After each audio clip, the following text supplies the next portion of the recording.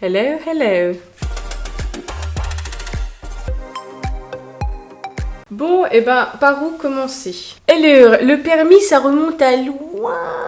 Bon, déjà, en 2011, je passe mon code, je le foire. Jusqu'à là, tout est normal, parce que quand on regarde mon parcours, j'ai toujours tout foiré. Non, j'ai jamais eu les choses au premier coup, je sais pas pourquoi.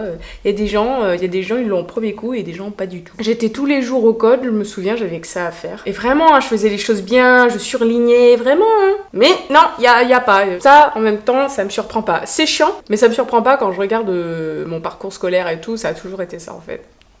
Je termine mes études et je commence à aller dans des études supérieures dans le montage vidéo, dans l'audiovisuel, et ensuite je commence à travailler. Donc là, on arrive à cette fameuse phrase « Quand j'aurai du temps, je m'en occuperai. » Ah oui, mais là, du coup, je peux pas, je travaille, je sais pas comment faire. Il y a une excuse qui est quand même valable, c'est le prix, voilà quoi. Et ça, en 2011, je me souviens, c'était à Fontainebleau et c'était juste pour le code. Après, il me semble que c'est en 2015 que je me suis inscrite sur Paris, qui me font faire le code et vous avez l'évaluation pour savoir combien d'heures de conduite vous aurez. Et on m'a dit 40 heures. En fait, on m'a dit 40 heures, pourquoi? Parce qu'ils se sont dit, celle-là, c'est une stressée de la vie. Je mets énormément d'émotions dans ma conduite, chose qu'il faut pas faire. C'est le volcan, quoi. Pendant que les élèves font leur code, on va les mettre en pratique, c'est-à-dire on va les faire conduire et mettre en pratique ce qu'ils apprennent dans le code. Du coup, je fais les 40 heures, je me présente en disant non mais là, je veux le passer, je le sens bien, et on me dit non, tu le passeras pas, nous on te sent pas. Faut pas sortir de Sciences Po pour comprendre que très clairement, c'était une auto-école qui avait besoin juste de ta thune. Du coup, moi, totalement naïve à l'époque, ah d'accord, je fais les trucs et après je commence à m'en rendre compte, il y a quand même entourloupe. Et un jour, on m'appelle, la direction me dit, oui, il y a quelqu'un qui s'est désisté, tu peux prendre sa place. Fallait que je me lève à 5h du matin et que j'aille faire l'évaluation. Et là, j'ai dit, mais là, non, là, je vous avoue, là, je suis pas prête, là, à un moment donné, fallait me donner une date quand j'étais prête, là, vous me dites non, puis le lendemain, vous me dites que si. Il y a un problème, là. J'ai stoppé, j'ai fait, non, je viens plus. Pareil, bam, je redescends dans une phase où je perds confiance en moi, je me dis, je doute. Mais je m'arrête en mode, putain, c'est un échec, là, encore. J'arrive en 2018. Et je me dis, bon, c'est ici que je vais faire mon permis, ok? Je m'inscris en 2019 pour passer mon code et le permis. Mon code, je l'ai dès la première fois. Je l'avais eu à ça, c'est-à-dire qu'il y a une faute de plus, je l'avais pas. Pour vous dire, tellement que j'ai pas l'habitude d'avoir les choses au premier coup, j'ai chialé. Je pense qu'ils se sont dit, mais pourquoi elle pleure? C'est que le code, quoi, hein? C'est facile. Et pour les gens, c'est facile le code, mais pour moi, c'est comme l'école, rien n'est facile. Il y a des gens, ils disent, ouais, le brevet, c'est easy peasy, c'est facile. Moi, le brevet, c'était horrible. Chaque contrôle était le bac dans ma tête. Le DST, le contrôle, tout ce qui est contrôle, tout ce qui est problème, c'était pour moi le bac. Pour vous dire, pour moi, dans ma tête, l'école, c'était le bac entier. Maternelle, primaire, t'inquiète pas que c'était toujours un problème. Le seul truc où j'étais bien, c'était le musique, le sport et les choses artistiques. Mais, qu'au F1, donc ça m'a pas vraiment sorti de la galère. Mais je suis tenace et du coup, je passe ma première... je fais de la conduite, on me dit que j'ai besoin que de 20 heures. J'ai une monitrice à ce moment-là, je la sens pas trop, mais bon, c'est pas grave. Et puis, je fais mon premier examen et mais foirage total. En fait, faut vous dire que plus tu grandis, plus t'es habitué à être piéton, plus tu commences à avoir des peurs que t'as pas quand t'es beaucoup plus jeune. Je dis beaucoup plus jeune, je sais, il y en a, ils disent, mais les jeunes, de quoi elles parlent? Non, parce que t'es habitué à être piéton, t'es habitué à regarder proche devant toi pour pas que tu tombes, alors que dans la voiture, faut regarder au loin. C'est des choses, voilà, c'est des réflexes qu'il faut que tu apprennes, et en plus de ça, plus tu grandis, plus t'as la raison qui arrive, et plus t'as des peurs qui s'installent. Chaque heure était horrible. On passait 2 heures et chaque heure était horrible. Et pourtant, j'y allais. Je vous le dis, je suis quelqu'un qui bosse. Je suis pas quelqu'un à rien foutre. Et c'était horrible. Moi, je le sentais pas. Pour moi, je vous dis, j'ai eu un trauma quand j'étais plus jeune. Et du coup, pour moi, la voiture, c'est... Ce qui est bizarre, c'est que je kiffe conduire. Mais d'un autre côté, j'ai tellement la raison que je peux tuer quelqu'un que... Là, j'étais pas dans le contrôle de mes émotions. Moi, mon taf, il était à 20 minutes à pied, j'y allais à pied, j'allais en vélo.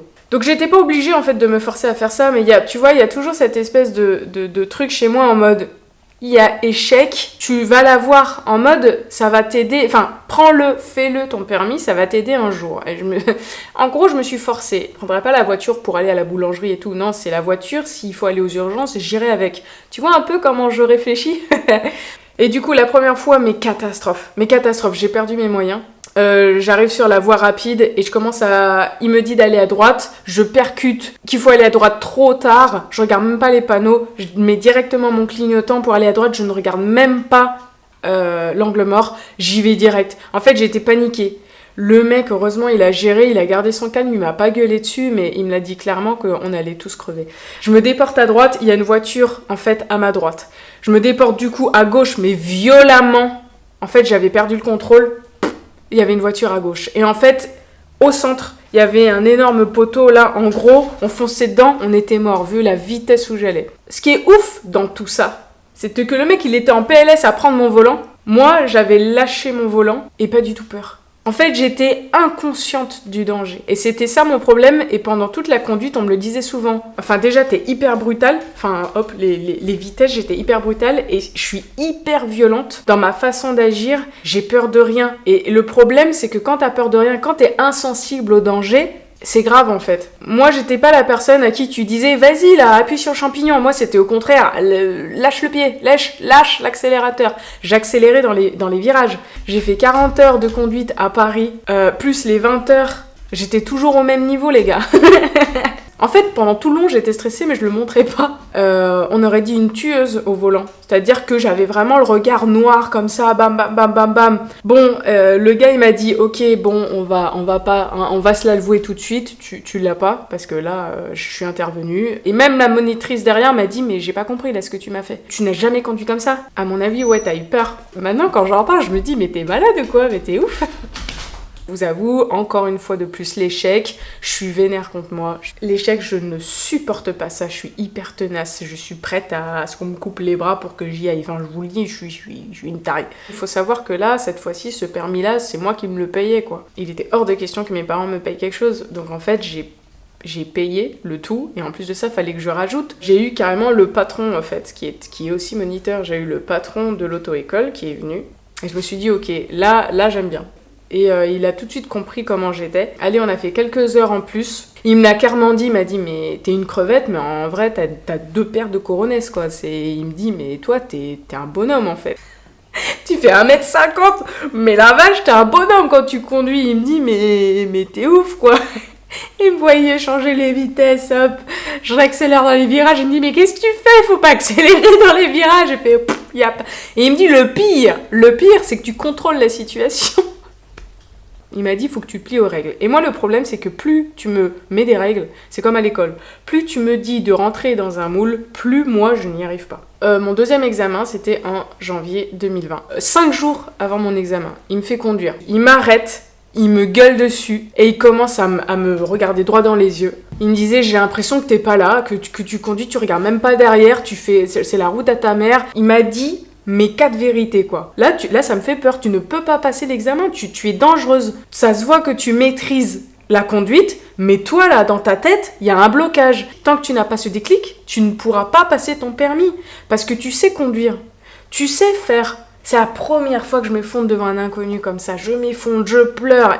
Mais vraiment, comme une merde, là, j'étais là. Surtout parce qu'on se disait les choses. Je lui ai dit les problèmes, je lui ai dit mes traumas, je lui ai dit ce qui se passait dans ma tête, je lui ai dit mes volontés, je lui ai tout dit. En fait, j'ai tout sorti. Il m'a passé un Kleenex. On va conduire un peu 1 heure, là. Et déjà là, je pense qu'il y aura des choses qui auront changé, tu vois. Moi, à ce moment-là, je suis là.